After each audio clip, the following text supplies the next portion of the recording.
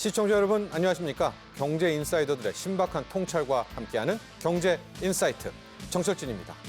자, 어제였죠. 전 세계를 놀라게 한 트럼프 전 대통령의 유세 총격 피습 사건이 있었습니다. 이 사건 직후 이 비트코인 가격이 급등하는 등 앞으로 이 국채금리 또 금융시장, 자산시장의 변동성이 클 것으로 예상되고 있는데요. 자, 이와 함께 우리 한국은행은 기준금리를 또다시 동결하면서 3.5% 금리가 역대 최장 기간인 1년 7개월 이어지고 있죠. 하지만 이 미국에서는 벌써 9월 금리 인하설 기대감이 높아지고 있습니다. 우리 한국은행에도 영향을 줄 것으로 보여지고 있습니다. 이뿐만이 아닙니다. 내년 최저임금이 시간당 1,030원으로 결정이 됐는데요. 자, 이렇게 처음으로 시간당 10,000원 시대를 열게 됐습니다. 올해 최저임금 9,860원에서 1.7% 오른 것으로 그야말로 이 최저임금 10,000원 시대가 시작된 셈입니다. 자, 그래서 오늘 경제인사이트에서는 먼저 한국은행의 금통의 결과와 함께 이 트럼프 전 미국 대통령의 유세 총격 피습에 따른 자산시장 영향도 함께 분석해 보도록 하고요. 이와 함께 최저임금 10,000원 시대를 맞아서 우리 소상공인분들 또 중소기업에는 어떤 영향과 변화가 있을지 자세하게 짚어보도록 하겠습니다. 자, 우선 오늘의 첫 번째 이슈입니다. 이야기 나눠보기 전에 자세한 내용 먼저 화면으로 만나보시죠.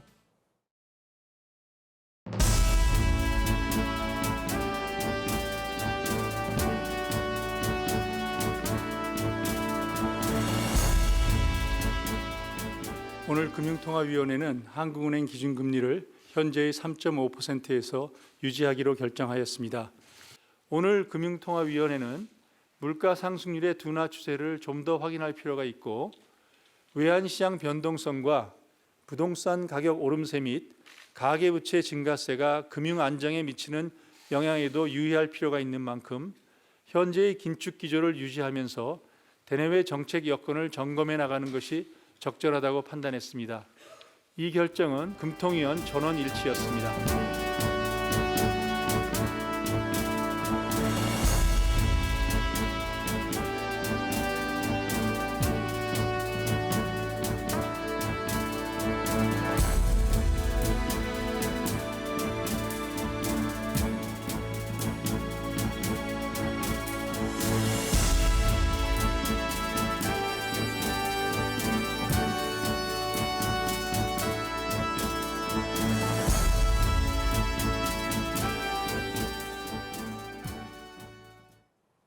네, 오늘의 경제 인사이트 첫 번째 이슈 이윤수 서강대 경제학부 교수와 함께합니다. 안녕하십니까? 안녕하십니까?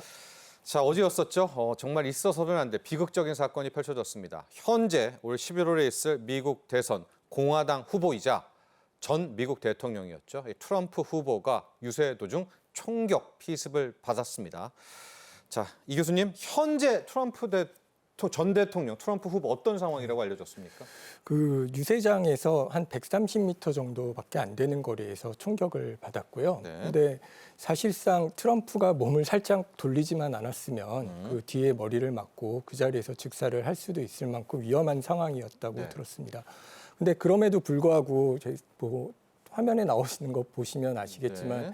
굉장히 굳건하게 일어나서 이렇게 주먹을 굳게 쥐고 나는 괜찮다라는 모습을 네. 보여줬거든요. 파이트라고 외치고 있습니다, 저기서. 예, 그러니까 뭐 아마 피가 나와서 약간 블러 처리를 한 것 같아요. 예, 그러니까 그 나는 괜찮고 파이트 네. 이게 사실은 민주주의에 대한 도전이죠. 사실 우리가 트럼프라는 사람을 생각을 해보면 민주주의랑 좀 반대로 가는 거 아니야? 좀 극단적인 생각을 가지게 하는 그 이미지가 있었는데 어쨌든 간에 미국 대통령 후보이고 미국 대통령을 총으로 위협하는 사건에서 트럼프가 살아남았고 특징적인 것은 여기서 굉장히 강건한 모습을 보여줬다라는 거죠. 그런 측면에서 그동안 그 트럼프하고 바이든 대통령과의 어떤 그 누가 대통령이 될 것인가에서 굉장히 누가 그러니까 우열을 가리기 좀 힘든 상황에서 얼마 전 그 대선 토론회에서 네. 바이든 대통령은 굉장히 약한 모습을 보여서 이 사람이 과연 대통령을 수행할 수 있을 것인가에 대한 의문을 던졌고 네. 반면에 트럼프는 괜찮은 모습을 보이긴 했지만 트럼프나 바이든이나 사실 나이가 그렇게 차이가 많이 나지는 않습니다. 사실 트럼프도 굉장히 나이가 많은 사람인데 여기서 보여준 모습은 사실 굉장히 바이든하고는 다르게 좀 강건한 이미지를 보여줌으로써 이 사람은 미국 대통령을 맡겨도 괜찮지 않을까라는 생각을 사람들로금 하게 만든 것 같고요. 네. 그리고 그 과정에서 이 언론에서 돌아다니는 사진을 보면 굉장히 기가 막히게 잘 찍힌 사진이 하나 있는데 이게 성조기가 휘날리는 데서 네. 그 트럼프가 이렇게 주먹을 불끈 앞서 쥐고 있는 봤죠? 거, 네. 예, 주먹을 불끈 사진입니다. 지금 네. 나오는 사진인데 이 뒤에 기가 막히게 또 성조기가 이렇게 나타나 네. 있거든요. 이게 거의 2차 세계대전 이후에 그 전쟁에 갔다 온 군인들이 어떤 그 성조기를 그 세우는 거라든가 어떤 미국의 강한 이미지를 네. 보여지키는 것과 신기하게 오버랩되면서 그 트럼프에 대한 지지도가 급격하게 올랐습니다. 네, 그래서 알겠습니다. 예. 예. 자, 그래서 지금 금융시장 모습을 좀 보면은 가장 먼저 나왔던 것이 비트코인이었습니다. 여러분도 알다시피 트럼프 후보는 비트코인, 암호화폐 옹호론자입니다. 3% 넘게 급등을 하면서 6만 달러를 회복을 했고요. 그리고 다음이 좀 이슈가 되고 있는데 우리 생각에는 뭐 달러라든가 금이라든가 은이라든가 안전자산, 뭐 미 국채라든가 오를 것이다라고 볼 예상을 했는데 자, 교수님, 물론 달러가 좀 강해졌기는 했지만 뭐 생각만큼 달러 강세가 나온 것도 아니고요. 현재 금 가격과 은 가격은 좀 오히려 하락했고 자산 시장이 크게 비트코인 외에는 좀 반응은 하지 않습니다. 이걸 또 어떻게 해석할까요? 사실 뭐 비트코인이 유난히 좀 빠르게 반응한 것과 관련해서는 네. 이게 다른 장은 다 쉬고 있고 비트코인 장만 열려 있기 때문이다. 시장 열려봐야지 된다라고 얘기를 했었는데요. 사실 말씀하신 것처럼 그 트럼프는 비트코인 옹호자입니다. 네. 5월에 공개적으로 자기는 가상화폐를 옹호한다고 얘기했고 그러면서 이제 바이든은 사실 가상화폐를 반대하는 입장을 보인 것에 대해서 선명하게 네. 반대 의견을 냈고요. 예. 심지어 트럼프는 도네이션도 비트코인이나 이더리움 그다음에 그 다른 자산들 있지 않습니까? 솔라나나 뭐 다치코인 같은 것까지 다 받아들임으로써 자기는 정말로 비트코인이나 가상화폐를 믿고 있고 이 가상화폐가 발달하는 게 다른 나라에서가 아니라 미국에서 주도적으로 이끌어져야 된다는 점을 네. 보인다는 점에서 비트코인에 대해서 이제 사람들이 더 베팅을 한 측면이 있고요.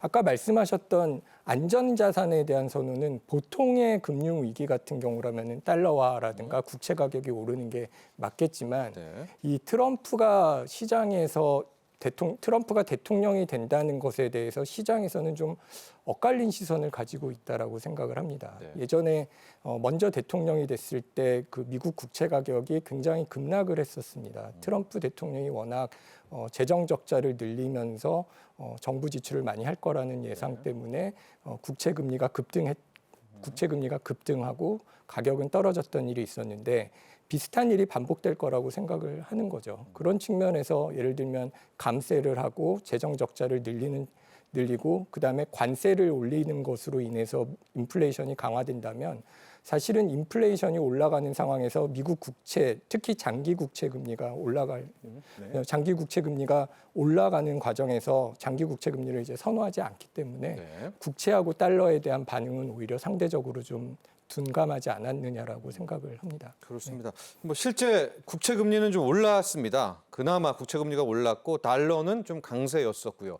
많이 기대했을 때, 뭐 주목했을 텐데 금과 은 가격은 오히려 하락한 현재 상황이기 때문에 실제로 이번에 피습 사건에 안전자산으로 막 선호했다 이렇게 이야기하기는 좀 힘든 현재까지만 놓고 보면 그렇습니다. 아무래도 그것이 앞서 우리 교수님께서도 얘기했지만 트럼프 전 대통령 후보가 빠르게 지금 털고 회복을 했고요. 뭐 다음 유세장에도 나온다고 하는 이제 그런 소식 때문인 것 같기도 한데 트럼프 후보에 관련된 오해 또는 진실 한 두 가지 정도가 있더라고요. 첫 번째가 신재생 에너지는 완전히 다 이제 안 할 것이다. 뭐 IRA 법안도 폐지할 것이다. 근데 또 한켠에서는 거대한 흐름인데 이걸 뭐 다시 석유 시대로 되돌릴 수는 없지 않겠느냐. 이런 부분이 하나가 있고요. 두 번째는 좀 연준을 압박해서 금리 하락, 좀 또 금리나 뭐 그러니까 달러 약세를 좀 더 유발시킬 것이다. 이런 좀 생각들과 뭐 찬반 의견들이 좀 있는데요. 두 가지 포인트에 대해서 우리 교수님께서는 어떤 입장이십니까? 모르겠습니다. 이 트럼프가 워낙 특이한 사람이라서 네. 첫 번째는 자기가 이제 확신을 가진 부분 중에서 대통령으로서 할 수 있는 건 하겠죠. 예를 들면은 뭐 IRA 같은 것도 없앤다라고 얘기를 하고 실제로 전기차 관련 주식들이 떨어진 걸 보면 시장이 어느 정도 그것에 대해서 가능성이 있을 수 있다라고 좀 두려움을 가지고 있는 건 사실인 것 같고요. 반면에 연준에 대해서는 사실 그 이전에 대통령을 할 때도 그 당시에 파월 의장이 금리를 올리는 것에 대해서 연준이 왜 그렇게 하느냐 막 협박을 하다시피 매일 예, 매일 그렇습니다. 인터뷰했습니다. 내리라고. 예. 근데 그렇다고 해서 사실 크게 달라진 거는 없었거든요. 이게 우리가 생각하는 것보다 대통령이 연준에 대해서 할 수 있는 게 그렇게 많지가 않습니다. 그래서 뭐 파월이 되면 당장에 파월 의장이 뭐 바뀔 수 있을 것처럼 생각하시는 분들도 있는데 그 임기가 끝나는 때까지 그 교체를 하기는 사실상 어렵다고 보는 게 맞고 연준도 정치적으로 독립되어 있다라는 말을 할 때 우리가 연준이 구설수에 휘말리는 걸 싫어하기 때문에 이게 트럼프 때문에 어떻게 됐다라는 것을 그 오해를 살 만한 행동을 하기에는 그 연준에 관련된 그 연준 의장이나 그 임원들이 굉장히 높은 데 가 있는 사람들이기 때문에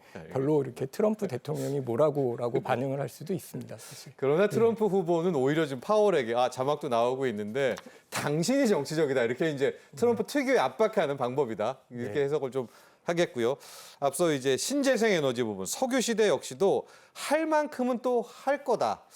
근데 과연 이 거대한 흐름을 되돌려서 석유 시대로 우리가 돌아간다는 것도 또 생각해 보면 글쎄 또 트럼프 특유의 뭐가 있을 수는 있겠지만은 그렇죠. 어떤 미국과 본인에 맞춰서 또 정책을 펼칠 그런 융통성도 갖고 있다. 이렇게 우리가 좀 해석을 해 보도록 하겠고요. 자 이제 우리 얘기를 해보도록 하겠습니다. 자 금통위가 끝났습니다. 지난 11일이었었고요. 역시 예상대로 3.5% 기준금리를 동결했는데 지금 많은 언론들이 좀 놀랐던 게 만장일치 금리 동결이었었거든요. 소수 의견이 분명히 좀 있을 줄 알았는데. 이거는 왜 만장일치로 금리 동결을 했었을까요? 금통위원분들이. 근데 사실상 금리를 내릴 거라고 얘기를 하게 만들었던 사람들은 하는 당사자들은 아니었고요. 네. 오히려 정부에서 그런 얘기가 나왔었습니다. 네. 그런 점을 생각해 보면 뭐 한은은 엄연히 독립된 기관이고요. 그리고 그 우리가 그러면 이번에 왜 이런 일을 했는가를 보기 위해서 그 전에 한은이 얘기했던 뭐 그 통화 정책에 관련된 정책 발표문이라든가 기자회견을 들여다보면 사실 이번에는 동결할 거라는 얘기를 계속 강조를 해왔던 상황이기 때문에 만약에 이번에 동결을 안 하고 금리를 낮췄다 그러면 사실은 어떤 면에서 시장 도대체 왜 금리를 낮춘 거야 내지는 그럼요. 그 반대 의견이 네. 어디서 나왔을 네. 것인가에 대해서 촉각을 그 세워야 하는 상황이었기 때문에 동결은 어떤 면에서는 굉장히 자연스러웠다라고 생각을 100% 합니다. 예측이었습니다. 동결은.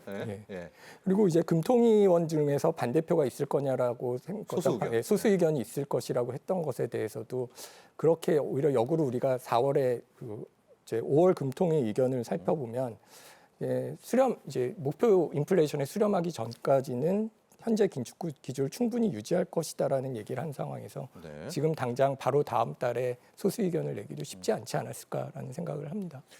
파월 연준 의장도 좀 발언이 오락가락 하잖아요. 근데 이창용 총재도 이번 금통위에서는 좀 헷갈리게 했던 것이 이런 것 같아요. 이제 어느 정도 깜빡이를 켜고 차선을 완전히 금리 인하로 준비가 돼 있다라는 이야기도 했고 또 한켠에서는 가계부채, 경기도 수도권 집값, 외환시장 때문에 또 고민하고 있다. 그러니까 지금 이창용 총재도 오락가락 많은 고민이 있는 거죠. 그렇죠. 이게 사실 소수 의견은 안 나왔지만 반면에 우리가 내리는 것을 생각한다라는 것에 대해서 처음으로 공식적으로 했기 때문에 어떤 면에서는 소수 의견이 있었던 것보다도 드디어 하느니 금리를 내리는 것에 대한 시그널을 이렇게 명확하게 줬다라는 측면에서 오히려 이게 더 시장이 좋아해야 되는 상황이 아닌가라고 저는 생각을 하고요. 사실 어렵습니다. 그나마 달라진 상황이라는 거는 5월 금통위 때까지만 해도 인플레이션으로 확실히 가고 있다는 확신이 없었는데 지금은 우리가 굉장히 잘했고 이게 자찬이라고 얘기할 수 있지만 인플레이션을 다른 선진국들에 비해서 잘 잡고 있고 인플레이션이 그 내려가고 있다라는 확신을 가지고 있기 때문에 적어도 물가를 보면 우리가 내릴 준비가 되어 있다라는 얘기를 한 거고요. 근데 다만 말씀하셨듯이 뭐 환율에 대한 거는 우리가 다 알고 있는 얘기고 이제 5월과 다르게 나타난 것은 가계부채가 굉장히 많이 늘어났기 때문에 금융 안정화도 같이 생각해야 되는 한국은행 입장에서는 사실 이 가계부채 문제를 쉽게 볼 수 없고 사실 어떤 면에서는 금리를 인하하겠다라는 기대가 시장에서 굉장히 빨리 갔잖아요. 네. 이게 뭐 금리 인하 얘기가 나왔고 정부에서 내려야 되지 않냐라는 얘기를 하니까 당연히 내리겠지라고 생각을 하고 시장 금리가 이미 가버렸기 때문에 이미 내려간 상황이기 때문에 시장 어떤 면에서 한국은행 입장에서는 금리가 이미 시장 금리가 어느 정도 내려가서 금리 인하 효과를 이미 내고 있다는 점을 고려하면 금리 인하를 서두르기가 더 어려워진 시점이 있습니다. 좀 네. 모순돼 보이지만 시장 금리가 이미 너무 빨리 내려가 있기 때문에 정책 금리는 오히려 그 내려가지 않도록 속도 조절을 해야 되는 입장에 서게 된 거죠. 그렇습니다. 우리가 시뮬레이션 좀 해보도록 하겠습니다. 이제 금통이 남은 것이 8월에 남아 있고요. 그 다음에 9월에는 없습니다. 10월, 11월 이렇게 세 차례가 남아 있고 반면에 미국의 FOMC 회의는 또 8월에 없고 9월에 있기 때문에 자 미국과 우리의 인하 시점을 뭐 누구가 알겠습니까마는 한번 예측을 좀 해보는 것이 미국이 9월에 내리면 우리는 10월에 뒤따를 것이다. 이 의견 우리 교수님께서는 어떻게 보고 있습니까? 이런 네. 전망? 그 굉장히 접근을 정확하게 하신다고 생각을 하는데요. 사실 뭐 10월이냐 11월이냐 그건 모르는 모르죠. 얘기고요. 네, 네. 그러면 그다음에 그 총재 기자 간담회에서도 언제 내릴지는 모르고 자료와 상황을 봐야 된다라고 하는데 네. 이번에 저희가 10월에 주목할 수 있는 이유는 말씀하신 것처럼 9월에 그 미국 연준이 먼저 금리를 결정을 합니다. 네. 이게 사실 11월에 있는 대선 전에 있는 마지막 금리 결정이고요. 예. 그렇기 때문에 뭐 대선 지나면 좀 더 자유로워지긴 하겠지만 내린다면 이제 9월에 내릴 거라고 시장은 현재 예측을 하고 있습니다. 예. 그럼 뭐 정말 내릴지는 그때 가봐야 알겠지만 예. 적어도 연준이 금리를 내린다고 하면 하는 입장에서는 굉장히 많이 쉬워지죠. 예.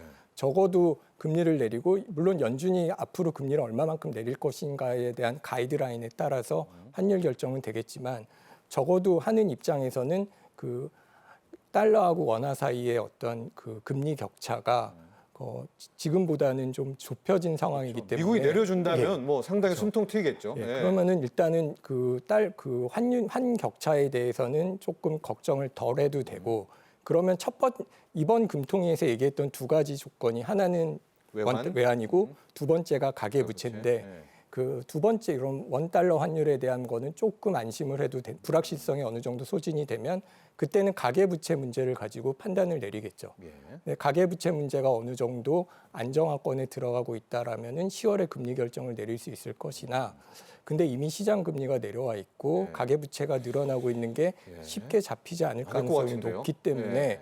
10월에 우리가 내릴 거라고 생각하기는 좀 어려워진 상황이 되지 않았나라고 생각합니다. 교수님께서는 그럼 오히려 시장 예측과 다르게 미국이 9월에 금리 인하를 하더라도 약간 한국은행은 뜸을 들일 수는 있다. 네, 사실은 10월에 바로 안 내리고. 예, 사실은 이게 미국이 금리를 내리면 우리가 굉장히 쉽게 내릴 수 있는 상황이 될 라고 거라고 생각을 생각을 하는데, 했었는데 예. 이 가계 부채가 올라가는 상황에서는 좀 달라진 거죠. 그리고 말씀드린 바와 같이 이미 시장 금리가 내려와 있기 때문에 예. 이거를 그 시장이 너무 빨리 달려가는 것을 한국은행 입장에서 내버려 두면 굳이.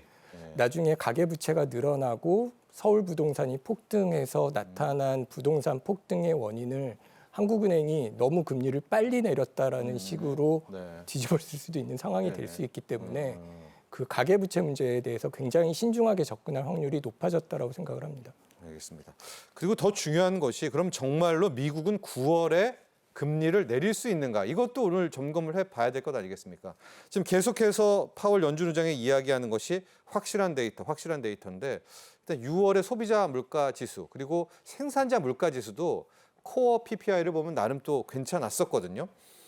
그러면은 9월에 금리 인하는 확실할 것 같은데 뭐 추가적인 데이터, 뭐 고용이 더 망가져야 될까요? 우리 교수님께서는 어떻게 바라보고 싶습니까? 미국의 9월 금리 인하는 거의 확신을 좀 하고 계십니까? 사실 지금까지 연준이 해온 행태를 보면 아까 되게 왔다 갔다 한다는 말씀을 하셨는데 파월이 그래요, 특히. 예. 근데 이게 근데 파웰이 한 얘기를 자세히 들여다보면요.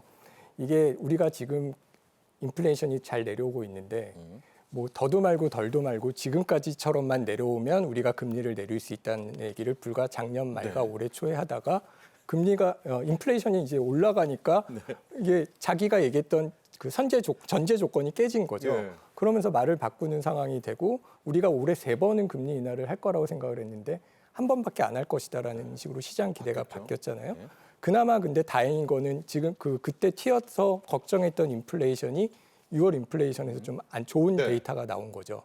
이게 크루그만이 칼럼에서 아름다운 인플레이션 보고서라는 얘기를 썼을 정도로 이거는 사실 그 파웰도 원했고 시장이 원했던 그 자료가 나왔습니다. 인플레이션 3, 4, 5, 6이 정말 아름답네요. 예, 이게 3월에 픽 이게 처음에 1월, 2월에 올라갔을 때만 해도 아 이거 계절성이 하고 무시를 해서 아 괜찮나 보다 했는데 3월, 4월에 오르니까 이거를 무시하고 가긴 되게 어려운 상황에서 보시다시피 이제 차분하게 내려오고 있지 않습니까? 그러면 이렇게 내려오고 있고 특히 코어가 잘 내려오고 있고요. 근원 물가 상승률이 내려오고 있고 그동안 속을 썩였던 주거 관련 그게 얼마나 속을 썩였냐면 주거는 우리가 빼고 보자라고 얘기할 정도로 주거를 이제가 잘 안 잡혔는데 이번 물가 보고서의 특징은 주거도 물가 상승률이 이제 떨어졌습니다. 네. 그런 측면에서는 물가에서 어떤 연준이 원했던 시나리오대로 내려오고 있고 그리고 그동안 이렇게 물가를 올리면 노동시장이 망가져야 되는데 네. 굉장히 강건했지 않습니까? 근데 이게 여전히 강하긴 하지만 어느 정도 냉각하고 있다라는 모습은 보이고 있기 때문에 이게 물가를 자극할 정도로 노동시장이 세지는 않다라는 관점에서 아마 지금 같은 데이터가 7월, 8월에 연속적으로 나온다면 9월에는 그 9월에는 지금의 기조가 유지되는 전제 조건 하에서 금리를 내릴 수 있을 거라고 생각할 수 있을 것 같습니다. 남은 지표들 좀 보면 이제 7월 셋째 주로 가면 근원 PC, 그러니까 PC 물가, 연준이 본다는 PC 물가가 하나 남아 있고 그리고 넘어가면 8월 초에는 이제 7월에 비농업 부분 고용 지표가 있습니다. 이제 이 두 개가 결정탈 것 같은데 이 두 개의 산만 넘어가면 9월에 금리 인하는 거의 확실할 것 같고요. 그리고 나서는 이제 뭐 1회냐 2회냐의 문제로 좀 넘어가게 되는데 자, 여기도 전망을 좀 해보도록 하겠습니다. 7월 금리 인하를 주장하시는 분들은 당장 7월 셋째 주에 근원 물가에서 입자를 보게 된다면 뭐 7월 FOMC도 도전해 볼 수 있다 이런 얘기도 좀 함께 좀 나오고는 있는데 우리 교수님 생각도 좀 궁금합니다. 우선 이제 9월이라면 1년에 그 다음은 언제일까? 뭐 11월 대선 있을 때 할까? 12월 2회로 맞을까? 올 한 해를 좀 전체적으로 바라본다면 금리 인하에 대한 총평 좀 부탁드립니다. 일단 7월은 너무 앞서갔다라고 앞서간다? 생각하고요. 아니다. 네. 사실 9월이 지금 확률이 되게 높기는 합니다. 네. 이게 우리가 잘 보는 페드와치에서 나오는 계산으로 보면 9월이 뭐 9월에 뭐 한 번 내리건 12월에 뭐 또 한 번 내리건 간에 뭐 한 두 번 정도 내리는 걸 생각해서 9월에 내린다라고 생각하는 확률은 거의 90%를 넘어갔죠. 네, 네. 그런 측면에서는 시장은 이제 9월에 한 번 내린다라는 건 어느 정도 동의를 하는데 네. 근데 우리가 꼭 9월에 내린다라고 보기를 확신하기 좀 어려운 측면은 왜요? 인플레이션이 굉장히 천천히 내려오고 있다는 것에 대해서는 고민을 해봐야 돼요. 네. 그리고 이번 리포트를 자세히 보시면 네. 이 트림드 민이랑 그 우리가 중간값이라 그래서 굉장히 이상한 변수를 빼고 보면은 그건 또 그렇게 아주 낮진 않거든요. 그러니까 그 지금 굉장히 유난히 많이 떨어진 것들이 사실 좀 올라간다면 그 인플레이션이 생각보다 안 떨어질 경우에 9월에 내리는 것에 대해서 한 번 더 쉬고 갈 가능성을 사실 무시하기는 어렵고요. 예. 그런 측면에서 우리가 생각을 해본다면 한 번은 괜찮을 것 같아요. 9월이든 아니면 뭐 11월이든 한 번 괜찮은데 세 번은 좀 아닌 것 아니고. 같고요. 그다음에 시장에서는 그래도 두 번은 내리지 않을까로 컨센서스가 이루어지고 있다라고 보는 것 같습니다. 그래서 세 번은 좀 어렵고 두 번 정도가 맞지 않을까 생각을 합니다. 알겠습니다. 끝으로 좀 마무리를 해야 될 것 같은데요. 지금 정말 중요한 구간에서 트럼프 후보의 피습 사건도 터지면서 지금 미국 내 의견은 거의 트럼프 후보의 당선 가능성 70% 이상으로 좀 베팅하는 그런 움직임도 함께 나오고 있거든요. 자, 이 이슈, 그다음에 금리 인하 이슈, 그리고 우리 한국의 코스피와 주식시장과 자산시장은 이게 세 개가 굉장히 고차방정식으로 엮여 있단 말입니다. 마지막으로 좀 결론을 좀 이걸 어떻게 풀어가야 될지 우리 교수님께서 좀 총평해 주십시오. 저는 사실 뭐 자산 시장에 대해서 잘은 네. 모르고요. 근데 일단 미국 경제가 굉장히 강건한 거는 맞는 것 같아요. 우리가 아까도 재정 적자 얘기를 말씀드렸지만, 근데 바이든이 재정 적자가 나게 하면서 재정을 어디에 쓰냐를 보면은 처음에는 물론 보조금으로 줬습니다만 그 IRA 같은 걸 하면서 어떤 시설에 투자하고 도로를 놓고 이런 거에 공장과 도로에 쓴 돈을 우리가 무시할 수 없거든요. 네. 그리고 지금 거의 모든 대표적인 혁신이 미국에서 나오고 있다는 측면에서 미국 미국 회사들은 되게 잘하고 미국 있고요. 경제와 미국 자산 경제와 시장은? 미국 자산 시장은 잘하고 있는데 이제 물론 그 잘하고 있는 게 시장에 얼마나 반영됐는가에 따라서 얼마나 움직일지는 모르겠지만 미국 경제가 우리가 예상하는 것보다 잘 나가고 있다는 측면에서는 뭐 주식 시장에 좋은 건 맞는데 네. 근데 주식보다 저는 주식은 잘 모르겠지만 그나마 그 채권 시장에 대해서 아까 말씀드린 것 같은 금리가 있으니까요. 것에 대해서 좀 주의를 기울여야 될 부분은 우리가 결국은 밸류에이션이라고 하는 게 이자율로 할인을 해줘야 되는데 네. 이거를 우리가 할인해야 되는 이자율은 연준이 금리를 내리는 거와 상관없이 더 높을 수 있다라는 것에 대해서 염두를 둬야 된다는 겁니다. 네. 특히 지금같이 트럼프가 될 확률이 높이 올라간 상황에서는 트럼프의 감세 정책이라든가 관세 그리고 재정 적자에 대해서 굉장히 신경을 안 쓰는 부분들은 네. 미국 국채의 가격을 높이고 그다음에 미국 국채의 가격을 낮추고 미국 국채 금리를 특히 장기 금리를 높일 가능성이 있기 때문에 우리가 좋아하는 테크 주식들이 사실 장기 이자율에 민감하기 때문에 그런 측면에서는 좀 주의를 해야 될 필요가 있다라고 생각을 합니다. 맞습니다. 자, 마지막 우리 이윤수 교수께서 했던 뭐 조언 아니면 경고가 연준이 막 정책 금리를 기준 금리를 뭐 내리고 인하한다 하더라도 실제로 트럼프 변수가 좀 있기 때문에 시장 금리라고 할 수 있죠. 이 국채 금리, 특히 10년물 이상의 장기 국채 금리는 그냥 나홀로 튀어오를 수가 있다. 네. 이런 이제 미스매치, 괴리도 존재해야 된다라는 것을 꼭 염두에 두라. 또 이런 이렇게 조언과 제언도 함께 해주셨습니다. 이걸로 오늘 결론으로 하면 되겠죠? 네. 자, 함께 해주신 서강대 경제학부 이윤수 교수님 여기서 보내드리도록 하겠습니다. 오늘 감사합니다. 예, 감사합니다. 자, 이제 두 번째 이슈 최저임금 1만 원 시대 이슈를 들어가 보도록 할 텐데요. 먼저 준비된 영상 보시고 난 뒤에 이야기 이어가도록 하죠.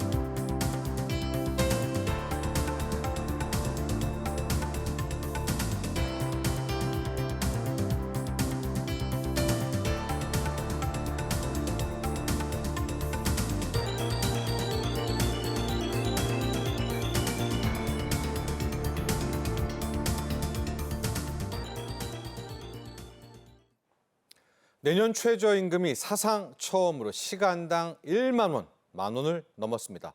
올해 최미에서는 노동계는 물가 상승에 따른 실질 임금은 하락하고 있다. 이런 이유를 들어서 최저임금 대폭 올려야 된다. 이렇게 요구를 했고요.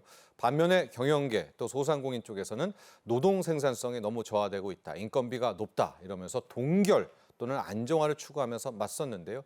결국 양쪽의 의견 모두 만족시키지 못한 그런 결과가 일단은 나왔습니다. 그래도 시작은 됐죠. 최저임금 시간당 만 원 시대. 앞으로 우리 한국 경제에 어떤 영향을 주게 될지 이야기 나눠보도록 하겠습니다. 오늘 함께해 주신 전문가 장진나 노무법인 헌울 대표 노무사와 함께하도록 하겠습니다. 노무사님 안녕하십니까? 네, 안녕하세요. 전반적인 총평을 좀 듣고 싶습니다. 지금 보면 인상률은 1.7%예요. 그러니까 만 원 시대이기는 한데 물가 상승률에 뭐 반도 못 잡혀 가고 있기 때문에 또 노동계에서는 반발하고 있고요. 반면에 중소기업 특히 소상공인 분들은 내가 이제 알바생보다도 못 갖고 간다. 이제 이렇게 좀 인건비에 대한 부담 토로하고 있거든요. 우리 노무사님께서는 전반적인 이번에 최저임금 결정 어떻게 바라보셨습니까? 제가 이제 노무사로 하게 되면서 네. 매년 겪는 어떻게 보면은 굉장히 그냥 이제는 정례화된 을들의 싸움이 또 이번에도 일단락 되었다. 저는 이렇게 생각합니다. 네. 소상공인들로 그야말로 이제 지급 여력이 적은 사업주들에게는 1만 원 시대가 열리게 되면서 임금에 대한 부담금이 굉장히 늘어나게 됐고요. 그리고 1.7%, 170원 이렇게 찔끔 오른 걸로 네. 본다라고 하면은 또 이제 취약계층에 있는 근로자들에게는 정말 실질 임금이 깎이는 정도의 수준으로 최저임금이 결정이 됐기 네. 때문에 지금 상황에서는 노사 불만족하는 노사가 양쪽에 모두 다 불만족하는 작년과 똑같은 형태의 절차를 또 반복을 하면서 네. 한계를 드러내는 그러한 지금 을들의 싸움이 이제는 이번에도 그냥 일단락된 것으로 저는 그렇게 판단을 하고 있습니다. 네. 지금 보면 이제 심의 촉진 구간 이야기도 나오고 아예 뭐 뒤에서 다시 한번 다루도록 하겠습니다만은 최저임금의 결정 방식을 좀 이제는 좀 바뀌어야 된다. 이제 이거 근데 해마다 나오는데 그냥 네. 또 넘어갔잖아요. 이 부분은 네. 또 어떻게 바라보십니까? 지금 이제 이번에 최저임금이 결정되는 과정들을 보면은 뭐 결론적으로는 저희가 1030원이라고 결정이 되었지만 노사가 이제 최저임금위원회 뭐 근로자위원 9명, 사용자 측 위원 9명, 그다음에 공익위원 9명이 참석을 해서 즉 저희가 27명이 논의를 하면서 결정을 했지만 네. 4차까지 가는 과정에서도 노사 모두 다 이제 의견이 팽팽했었고 네. 그다음에 마지막에는 저희가 그 공익위원들한테 그 노사가 심의 촉진 구간이라고 이제 제시를 해달라라고 해서 결론적으로는 공익위원들이 사용자 측 의견들을 들어서 늘 결정이 이렇게 되었거든요. 되죠. 네. 항상 파행이고 항상 네. 그 어떻게 보면 투쟁의 형태로 네. 최저임금위원회는 운영이 되고 있는데요. 네. 이런 시스템 자체가 결국은 지금 매년 반복이 되는 것들을 보면서 네. 최저임금 결정 시스템 자체가 제대로 작동하고 있느냐, 맞느냐, 내년에도 이렇게 하는 것이 맞느냐, 지금 이렇게 해서 다시 이제 논의가 있었었고 네. 이번에는 지금 최저임금위원회 위원장조차도, 그다음에 고용노동부 장관조차도 맞아요. 이거에 대해서 검토를 해야 될 상황이 있다라고 의견을 낸 지점까지도 있습니다. 네, 이 부분을 저 뒤에서 그러면 어떤 식으로 개선해야 될지를 한번 또 논의를 해볼 테니까요. 저희와 계속 함께해 주시기 바라고요. 1.7%의 상승률, 분명 시간당 10,000원 시대지만 물가 상승률이 지금 1년에 얼만큼 올랐는데 특히 생활 물가, 체감 물가 하면 1.7%. 네. 물론 이게 우리 뭐 소상공인 사장님들한테는 또 너무나 큰 부담이기도 하지만은 이거는 어떻게 바라보셨습니까? 예, 노동계에서는 이게 지금 물가 상승률에도 물가 상승률도 고려가 안 되는 너무 미미한 인상이다라고 얘기를 하면서 이제 비판을 하고 있는 거죠. 2.7% 정도가 이제 물가 상승률이라고 한다면은 네. 1.7% 정도는 그거보다 훨씬 더 밑에 있는 거고 실질 임금이 감소되었다는 결론은 노동계의 주장이 네, 맞습니다. 주장입니다. 네. 맞습니다. 그리고 작년에도 저희가 2.5%를 최저임금을 인상을 했지만 이것도 작년에 물가 인상률보다 훨씬 더 낮은 인상률이기 때문에 실질적으로 2년 동안 계속해서 실질 임금은 감소했다라는 결론이 나오게 되는데요. 네. 저희가 이러한 그 노동계 주장을 저희가 뭐 듣지 않는다고 하더라도 실질적으로 오늘이 초복이었습니다. 네네. 네, 저희가 삼계탕 한 그릇 값이 17,000원으로 되어 있더라고요. 예. 그래서 지금 저희가 1030원으로 최저임금 결정됐는데 삼계탕 한 그릇도 못 사 먹는 네. 그러한 어떻게 보면은 굉장히 그러니까 현실을 반영하지 못하는 최저임금으로 결정이 되면서 이런 부분들에 대해서는 충분히 노동계의 네. 비난이나 입장이 이해가 될 수 있습니다. 정부도 최저임금 국민 전반에 영향을 미치는 것이고 노사 상생 가능한 구조로 되어야 된다라는 것인데요. 네. 노동계의 이러한 입장들을 조금은 고려하고 있는 단 발언이라고 생각합니다. 그런데 또 보면 이게 최저임금을 적용받는 노동자도 실제로 적기 때문에 이게 아까 이제 을들의 결정이다 이런 네. 이야기를 또 하지 않았었습니까? 네, 그런 네. 측면이 좀 있는 것 같아요. 왜냐하면 네. 소상공인 분들은 시간당 10,000원만 해도 지금 굉장히 막 네. 이런저런 또 뭐 아픔의 목소리들이 또 내고 있거든요. 그렇죠. 저희가 이제 최저임금 결정이 결정이 되고 그다음에 고시가 된 그 즈음에 네. 저희가 또 저희가 주목해 볼 수 있는 기사들이 있었습니다. 지금 자영업자들의 이제 폐업률이 100만에 육박했습니다. 역대 예. 최고치라고 합니다. 예. 그러면은 자영업자들이 이렇게 지금 폐업이 많다라는 것은 결국은 시장의 일자리가 줄어들고 있고 줄어드는 이유 자체가 이러한 인건비 등을 감당하지 못하는 사업주들이 많아졌다는 의미이기도 하고요.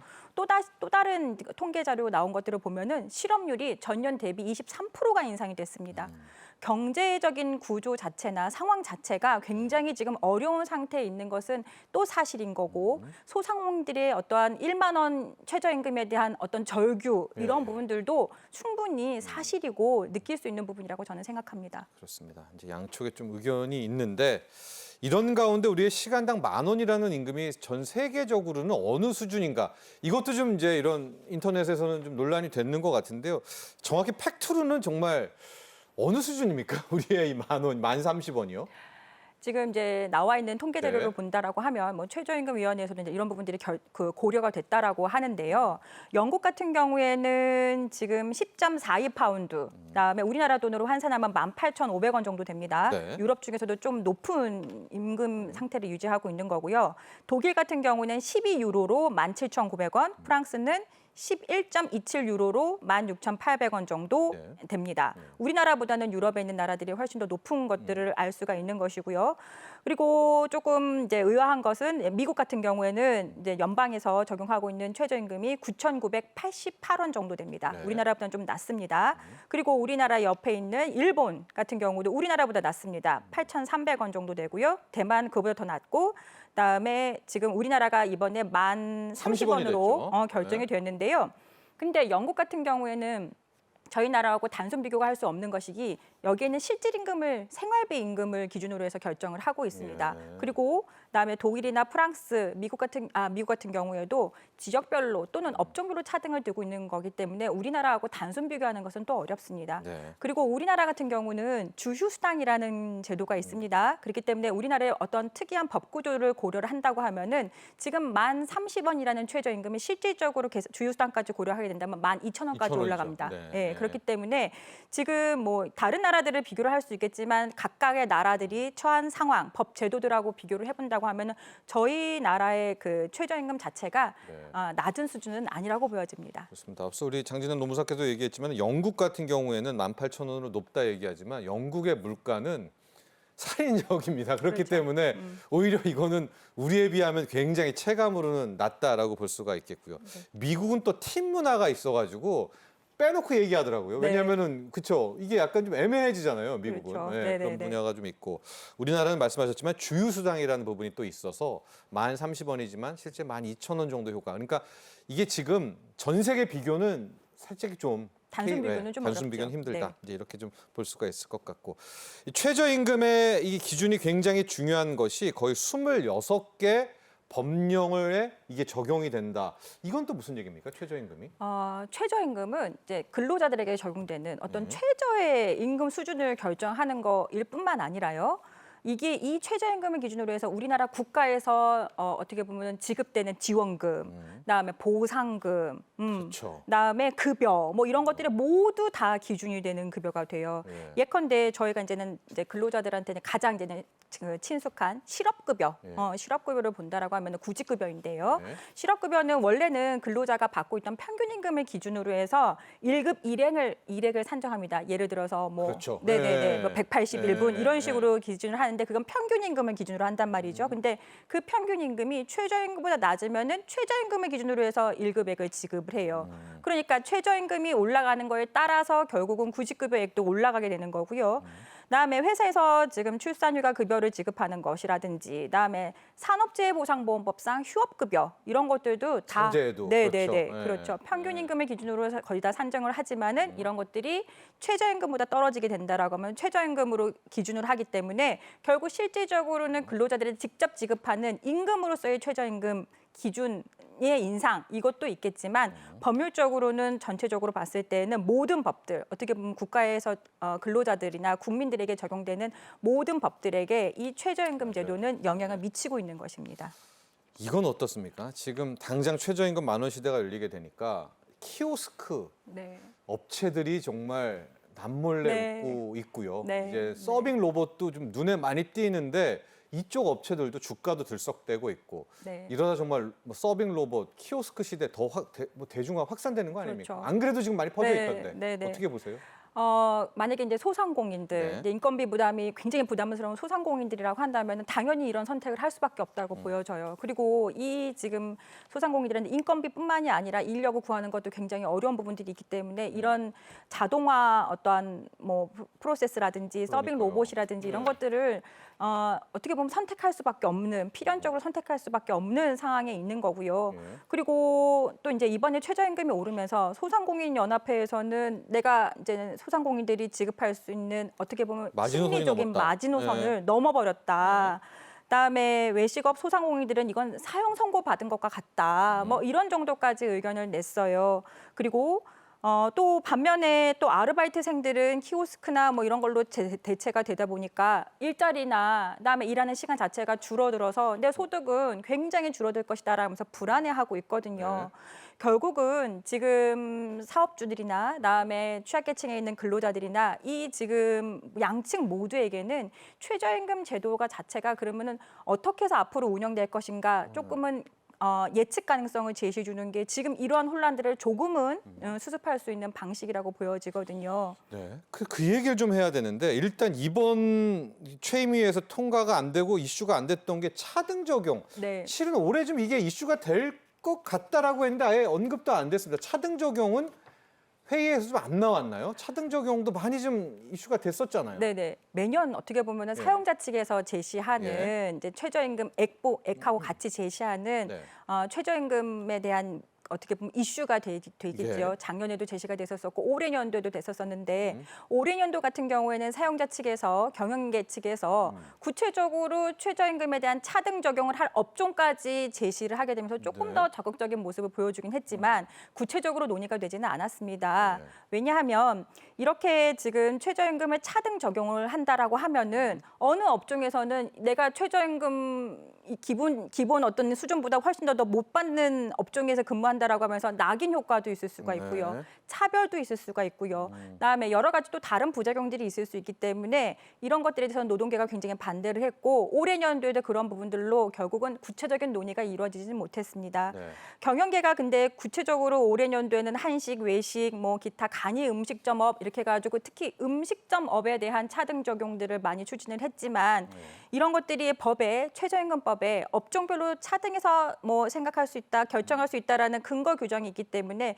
내년에도 이 내용이 이 법 내용을 근거로 해서 경영계는 차등 적용을 주장을 할 것으로 그렇게 예상됩니다. 그렇습니다. 이제 우리가 생각하기에는 분명히 난이도가 있는 것 같거든요. 네. 같은 1시간당 임금이라 되고 이 업종은 더 일이 어렵고 힘든데 여기는 좀 편할 것 같은데라고 생각을 하지만 우리 장진환 노무사께서 얘기했지만은 이게 이제 낙인 효과가 한번 나오게 되고 네. 또 그건 정말로 누가 알겠습니까? 네. 그래서 이게 쉽지가 않은 갈등인데 그래도 또 한번 다시 한번 이 차등 적용에 대한 이슈는 뭐 내년에도 부각이 되지 않겠나 이렇게 전망을 그렇죠. 해보겠죠. 충분히 그럴 수도 있고 도쿄 같은 경우도 일본 같은 일본, 경우도 네. 지역별로 도쿄의 최저임금하고 그 외의 지역에 있는 최저임금을 또 다르게 하기도 하고요. 네.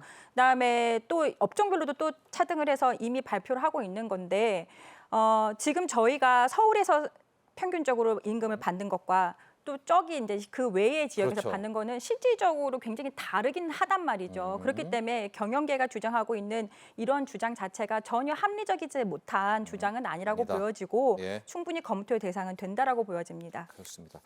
자, 마지막 결론 시간인데 앞서서 던졌던 화두입니다. 이런 식으로 최저임금을 결정을 하면 늘 파행이기 때문에 여러 가지 해법들이 좀 나오고 있었고 아예 민간에서 밴드를 정해놓고 나중에 들어가서 최저임금을 결정하든지 여러 가지 좀 나오고 있거든요. 어떤 식이 좀 우리 장진환 노무사께서는 앞으로 최저임금 결정에 대한 구조가 바뀌어야 된다고 보세요? 어떤 네. 방향으로? 지금 이번 뭐 여태까지 과정도 네. 그랬고요. 이번도 그렇고요. 결국은 노사가 팽팽하게 자기네들의 의견을 제시를 하다가 마지막에 공익위원들한테 공을 넘겨서 주고요. 공익위원들이 결정을 하는 구조인 거거든요. 최저임금도 이렇게 지금 결정이 되었었고요. 그리고 우리나라의 모든 어떤 노사 관계에 관련된 법률들 자체가 정보 주도로 많이 결정이 되었던 부분들이 있습니다. 예. 독일 같은 경우에도 그렇게 방금 전에 앵커께서 말씀하신 그러한 형태로 해서 민간에서 어떻게 보면 노사가 업종별로 해서 결정을 하다가 결국은 그런 것들이 안 되기 때문에 정부가 개입하는 구조로 바뀌었거든요. 우리나라도 지금 상황에서는 노사가 어떻게 보면은 합의점을 지금 스스로 찾기에는 굉장히 어려운 부분들이 있기 때문에 네. 그동안의 과정들을 고려한다라고 하면은 정부가 좀 더 주도적으로 최저임금을 결정을 하고 그다음에 거기에 노사의 의견들을 각각 정부가 반영을 하는 구조로 가야지 오히려 더 이제 지금과 같은 그야말로 소모적인 분쟁, 비합리적인 구조 뭐 이런 부분들을 조금 개선할 수 있지 않나 저는 그렇게 생각합니다. 그러니까 먼저 정부가 네. 안을 낸다. 그렇죠. 아. 어차피 지금 저희가 정부가 안 낸 걸로 따라가고 있었거든요. 예. 그러니까 그렇게 해서 싸움을 시켜놓고선 정부가 개입하는 게 아니라 이제는 정부가 의견을 내놓고 예. 예를 들어서 뭐 최저 밴드를 이렇게 밴드를 주겠죠. 주는 거죠. 네. 그렇게 해서 거기에서 노사의 의견을 반영을 해서 최종적으로 결정을 하는 정부가 그냥 주도적으로 결정하는 구조가 돼야 되는 거지 노사가 알아서 결정해 보세요라고 해서 뒷짐지고 있다가 나중에 정부가 결정하는 구조가 되는 것은 그거는 이렇게 지금 중요한 최저임금 문제에서는 정부의 입장이나 태도가 아닌 것 같다는 전 판단을 합니다. 정리를 좀 하면 이제 정부 안이 먼저 나오는데 이 밴드가 너무 벌어지면 안 되겠죠. 그렇겠죠. 예, 촘촘한 밴드를 나오고 이제 협상을 치열하게 하는 겁니다. 그럼 이제 그 얘기를 정부가 청취한 뒤에 네. 최종 정부가 또 결정을 하게 되는. 네네. 그리고 조금 더 하나 첨언을 예. 한다라고 하면은 그렇게 정부가 제시하는 안에 대해서는 구체적으로 어떠한 산식으로 그렇겠죠. 뭐를 반영을 해서 어떻게 산정이 됐다라는 것들이 국민에게도 그다음에 노사 그렇죠. 모두에게도 설명이 돼야 되는 그런 구조가 돼야 되겠죠. 지금처럼 아무것도 없이 제각각인 구조로 매년 다르게 결정이 되는 것은 그런 것들은 바람직하지 않다고 생각합니다. 그리고 이 결과에 대해서는 노측 사측 모두 받아들이겠다. 또 이런 그렇죠. 먼저 네. 이야기를 좀 하고 시작을 하는 네. 또 새로운 제도 개선에 대한 이야기까지도 나눠봤습니다. 자, 오늘 여기까지 하고 정리를 하도록 하겠습니다. 도움 말씀 주신 장진나 노무사 여기서 보내드리도록 하겠습니다. 오늘 감사합니다. 감사합니다. 네, 경제인사이트 오늘 준비한 소식은 여기까지입니다. 여러분, 현재 우리나라의 최대 관심사입니다. 바로 체코에 있는 두컵이나 원전, 신규 원전 4기의 수주전에서 지금 우리나라의 팀 코리아, 한수원 컨소시움과 프랑스 전력공사 EDF 간의 치열한 경합 중이고요. 자, 17일 수요일에 우선 협상자 선정 결과가 나오게 됩니다. 물론 정확한 시간은 아직 나오진 않았습니다. 자, 이번에 보면 체코 신규 원전 건설, 두코바니 진역에서 2기, 테멜린 지역에서 2기, 거의 총 원전 4기를 짓는 사업이고요. 사업비 규모 최소 30조 원대로 추산이 됩니다. 그리고 만약에 우리의 한수원 컨소시움, 이 팀 코리아가 체코 원전 수주에 성공한다면 아랍에미리트, 이 바라카 원전 이후에 15년 만에 다시 한번 성과를 내게 되는 셈이고요. 체코를 뚫게 되면 이후에 폴란드, 스웨덴, 튀르키예, 유럽 시장이 또 열린다는 의미를 갖고 있습니다. 자, 그래서 다음 이 시간 경제인사이트에서는 체코 원전 수출, 수주 결과와 함께 우리나라의 원전 산업 집중적으로 점검해 보도록 하겠습니다. 자, 오늘도 함께해 주신 시청자 여러분 감사합니다.